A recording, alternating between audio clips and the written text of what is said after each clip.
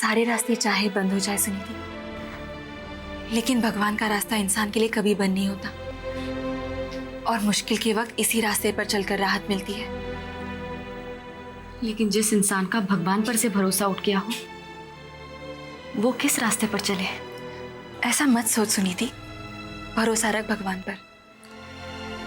भगवान ने ही मुझे मजबूर किया है ऐसा सोचने के लिए। लेकिन भगवान ने सब कुछ तो दिया है तुझे, एक माँ जैसी सास, एक पति जो तुझसे इतना प्यार करता है और एक प्यारी सी बेटी। काश खुशी ने सुनीति की कोख से जन्म लिया होता।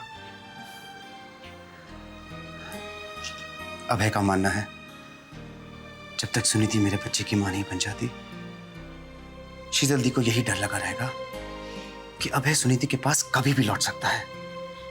ठीक ही तो कह रहा है अभय। क्या अभय की हिम्मत कैसे हुई ऐसा सोचने की? क्या वो ये नहीं जानता कि मैं तुम्हारे बच्चे को जन्म दूं या ना दूं? मैं तुम्हारी पत्नी थी, तुम्हारी पत्नी हूं और तुम्हारी पत्नी रहूंगी। तरुण, तुम अभय को गलत समझ रही हो। क्या गलत समझ रही हूं मैं तरुण? अभय क्या समझता है कि वो जब चाहेगा मुझे अपनाएगा और मैं मान लूंगी। ऐसा करने से पहले मैं मर जाना बेहतर समझूंगी। अगर तुम मर गई तो मैं जिंदा रहकर क्या करूंगा?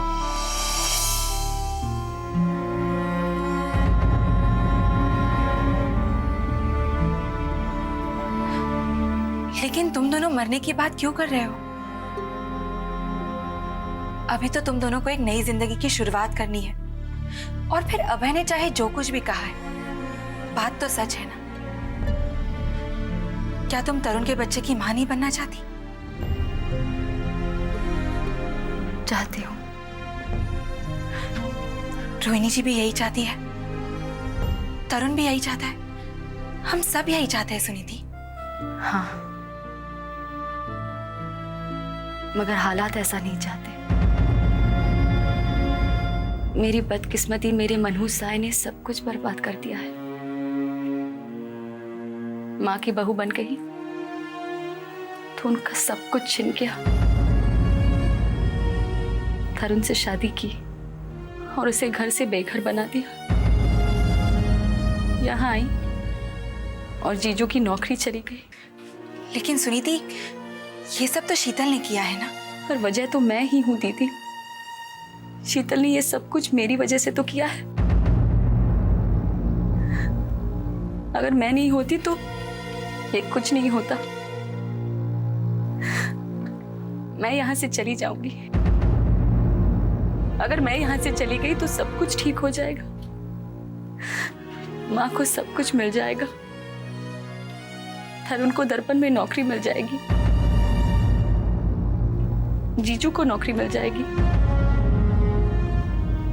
एक अकेले मेरे यहां से जाने से सब कुछ ठीक हो जाएगा।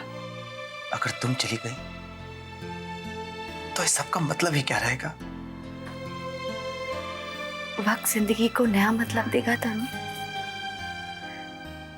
वक्त ही ऐसा मरहम है जो हर घाव को भर देता है,